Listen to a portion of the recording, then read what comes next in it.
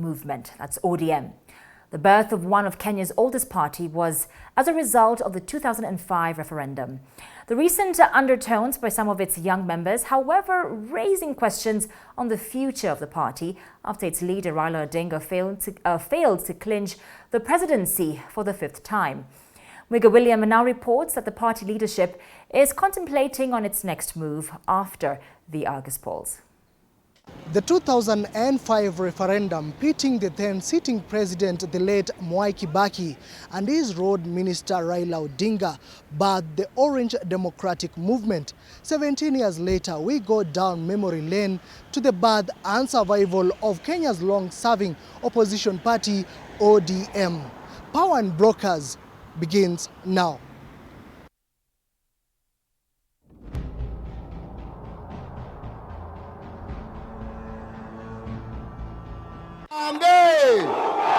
The Orange Democratic Movement journey dates back to 2005. This was during the referendum campaigns which later led to a face-off between the late President Mwai Kibaki and his then Minister of Roads Raila Odinga. The political difference between the two led to the formation of ODM Kenya. The then proposed draft constitution, popularly known as the Kilifi draft, had the support of President Kibaki, but his minister Raila Odinga was against it. Kibaki used the banana symbol for the yes camp, while Raila Odinga and his team used an orange symbol for the no camp. It began simply when Kibaki went back against his word in terms of the new constitution. He had said in 100 days, which will be within January, February of 2003, Kibaki has promised us a new constitution. He went against it. He was then pushed and pushed and pushed. And by 2005, when he could no longer withstand the push, he then went and took the original BAMBA's draft, took it to Kilifi with Wako and mutilated it, and then brought it in a referendum, known as the Wako draft or the Kilifi draft or the Kibaki draft. We had never had a referendum in Kenya before, so that was the first one. And Kenyans were excited. It was a new phenomenon, you know. And it went on and on until the referendum day. Later that year, Kenyans got a chance to express their views about the constitution, and in November 21st, 2005, 58% of voters rejected the proposed constitution, and the no camp led by Raila Odinga was handed victory. This win for Raila and the team was short-lived, with the head of state firing all pro-no cabinet ministers and senior government officials. In the referendum of 2005, the bananas lost to the oranges, and immediately quite a number of cabinet ministers who supported the oranges were sacked from the government. Led by Honorable Raila Odinga, there was Kalonzo Musyoka, there was William Ole Ntimama, quite a number of them. After the win of the no team, but also in protest to President Kibaki firing a number of ministers, through lawyer Mugambi Manyara, an opportunity presented itself and a party was formed from the no team symbol, Orange Democratic Movement. However, a few months to the 2007 general election, wrangles emerged within the party with two factions opposing each other. One was led by Kalonzo Musyoka and the other by Raila Odinga. The fight was mainly about who has to be the party's presidential flag bearer. In mid-August 2007, the wrangles became so intense, leading to the formation of two factions, the pro-Raila and pro-Kalonzo factions. It was at that point when the current Makueni Senator Dan Maanzo declared that ODM Kenya belonged to Kalonzo and Raila was left with no option but to form ODM party, as it is known today. The Orange Movement, the orange now, the symbol of the referendum, got a movement, a momentum of its own from 2005 and retained everybody who had been in the forefront of that referendum except for Uhuru Kenyatta, because Uhuru Kenyatta was part of it. But in 2007, Uhuru Kenyatta was leader of opposition. KANU then actually joined Kibaki. And Raila now, ODM had become a party. Initially, ODM Kenya, somebody from Kalonzo's side had run away with a certificate. A young lawyer then taking off with a certificate and hiding it, leaving everything in disarray. Now he's a senator of Makueni, my very good friend, Senator Dan Maanzo. I was advised as an advocate to register as, and also as a chairman, ODM Kenya, because ODM had already been reserved by unknown people then. And therefore went to the Registrar of Societies and got ODM Kenya registered, which later on changed its name to Wiper, because you see ODM and ODM Kenya shared colors and they shared a lot of commonalities towards 2007.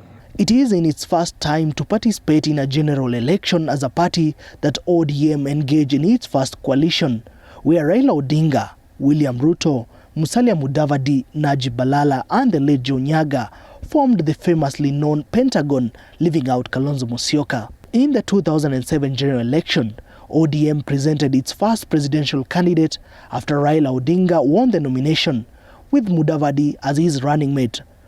Raila and Kalonzo took on Kibaki in a hotly contested election whose final results plunged the country into chaos. And in 2007, during the campaign, it was a repeat of the 1992 campaign, where it was vibrancy, ideology, ideas, and policy against the status quo.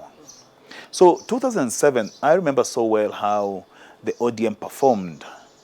And after the election, although we had post-election violence, disputed election, presidential election, where, it's quite unbelievable that somebody who is leading by 1.5 million votes can lose just in a span of 2 hours. He's overtaken and he loses the election. In 2008, ODM held its first election following the enactment of the Political Parties Act that saw Raila picked as its party leader. Soon after, the Pentagon will fall out with some of the leaders defecting from the party led by now President of the Republic, William Ruto, followed by Musalia Mudavadi, who was recently appointed as Prime Cabinet Secretary to the Ruto-led government. The ODM that we saw on TV is not the ODM that we discovered internally. I mean, because on TV, ODM would be talking about internal democracy, democratic processes, participation of the people, these things that they're angling about. They're always constantly in the streets protesting on one day or the other. So we really, for someone who believes in civic and political rights, I thought ODM then was a very good political party. So then ODM was like that. In 2013, many of the people with Raila had left him. Talk of Balala, talk of Ngilu, people in the Pentagon, talk of Mudavadi was running on his own. After the KANU party, one will not fail to give credit to ODM being the longest surviving party in Kenya, maintaining its consistency over the years of existence.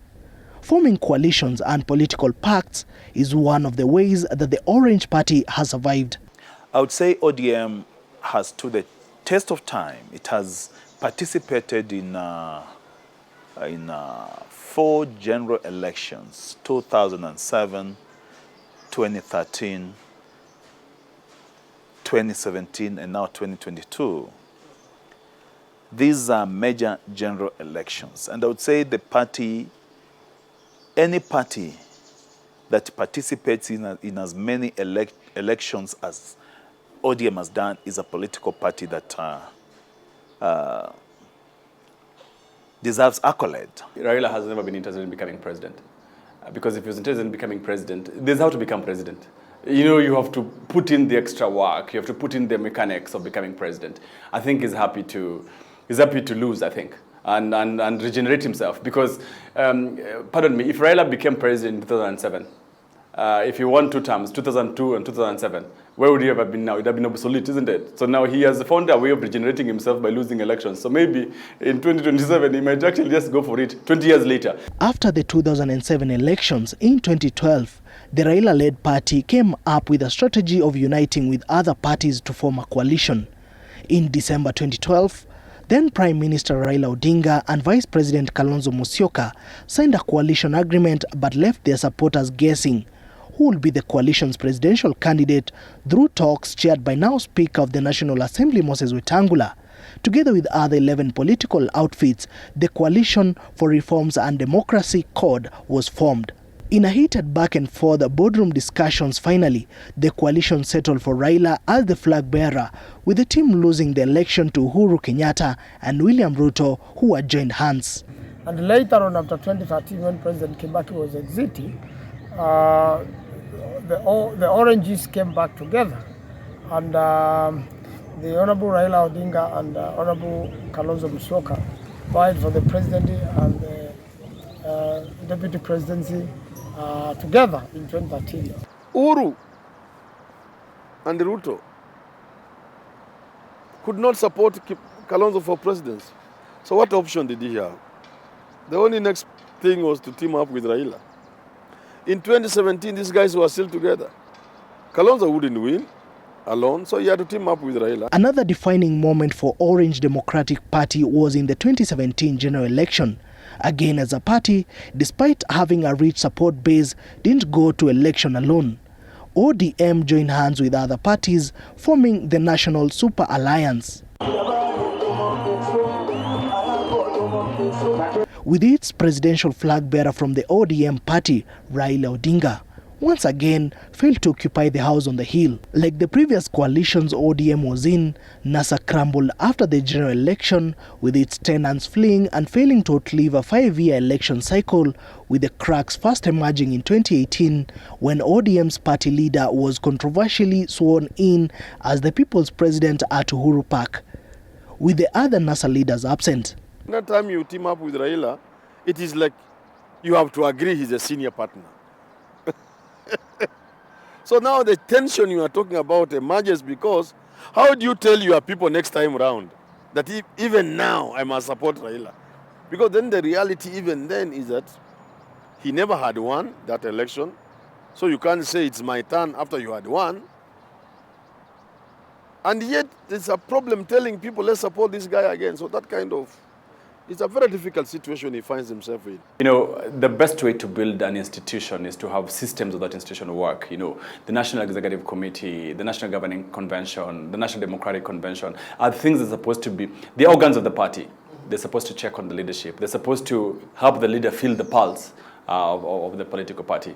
But I think in ODM, they're all dead. The parliamentary group meeting is a charade. And, you know, so when we went there thinking we could help ODM be what it was, it turned into circus. In the year 2022, ODM took the same route and strategy applied in previous elections by forming coalitions. Forming the Azimio la Umoja coalition, where again ODM party played the big brother game, having its party leader as the flag bearer. The outfit brought together a number of parties, including the sitting president's then party, Jubilee, following an acrimonious fallout of Uhuru Kenyatta and then his deputy William Ruto. Will Azimio la Umoja sent a hold till the end of the 5-year election cycle? This as for the 4th time the ODM party will be on the opposition side. Life has to continue. You don't have to dwell on the past. You have to think and re-strategize and build a stronger movement. You don't have to walk out of the movement because we did not get the ultimate prize. Stay put, remain focused, strategize, and bounce back. You'll be bigger than ever before. ODM is for octogenarians, the 72-year-olds, the 82-year-olds. I mean, they're comfortable there. And to demand of them to think afresh, I mean, Raila is comfortable with the Oburu Odinga around him. Raila is comfortable with James Orengo around him. Raila is comfortable with 72-year-olds. The young people think too fast for him. Young people want to take over a party. It usually leads to a split. The saving grace that is there in ODM now is these young people don't seem to have a young person leading them that they would say they are going to follow. I think the focus now is to inherit ODM and to try to create a transition in ODM to new leadership. Now, will that lead to a change or a split? It's still early days. The culture of forming coalition has not been the only tradition witnessed in the evolution of ODM. Members of the party have, after each general election in the existence of the Orange Party, seen its top leadership dumping the party following internal wrangles and disquiets. Raila is not going to have deep state. This time around, they use the chiefs, the DCs to intimidate the people. Number two, they're going to be very broke by the time it is 2027. So we have a good field of play. It was a good rehearsal, and 2027 is going to be. So all these leagues put together, they bring together different ideological thoughts on how to build a bigger and more vibrant movement as we go towards the 2027 general election. We'll put our miseries behind. We'll focus on the bigger picture. ODM is a party of talents. ODM is a party of talents. In fact, it's only recently other parties like Jubilee and now UDA can compare to ODM in terms of talent. We used to say PNU ni chama ya pesa. ODM chama ya brains, like educated brain people. So there's so much talent in ODM, even without Raila, it will continue. The Orange Democratic Movement, being the country's longest-serving opposition party, has with reignited energy participated in previous election. Is its time up? 4 elections, different coalitions, albeit the same flag bearer Raila Odinga from ODM. What will ODM be without Odinga in the matrix? ODM has been the bedrock and under the firm grip of Raila Odinga for the last 17 years plus, since 2005. And in those 17 years, Raila has been agile. He's been the de facto leader. He's been the person who's leading this particular party. ODM is a movement. ODM and Raila, actually, that is the face of the struggle for this country. And you know, a struggle does not end with a face. So if you people are looking at elections like this year's election, that is just a battle in a big war. The moment you stop mentoring leaders, the moment you stop giving birth to younger leaders, that is the moment you start dying. There is no leadership. Even seeds sprout so that you give birth to the next generation. Raila has refused to do that, and because he's refused to do that, you can only wish him well with this ODM party. Raila Odinga, he has always said, I'm the party leader of the ODM. But ODM is for the people. Their members, even the smallest person in Turukana, who is an official of the party, can emerge and become the party leader of the ODM. This is a political movement. It's not a personal political movement. The Orange Democratic Movement has had its party leader as a presidential flag bearer in 4 general elections. Will this be the same case come 2027? Only time will tell. Mwege William, TV 47, Power and Brokers.